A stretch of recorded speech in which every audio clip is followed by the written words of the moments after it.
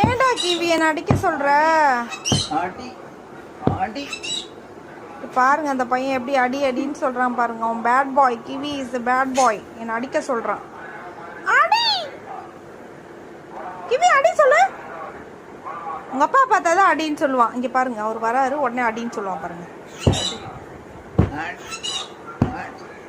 பார்த்தீங்களா? இப்போ அவர் போயிடுவாரு, கம்முன்னு ஸ்டாப் பண்ணிடுவார். இப்போ சொல்லுடா அடின்னு. டேய் வாலு கிவி, இரு இரு உன்னை வச்சுக்கிறேன், இருடா இரு.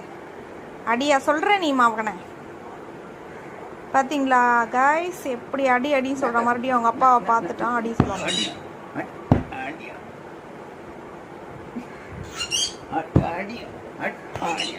ஸ்டாப் பண்ணிட்டா கூட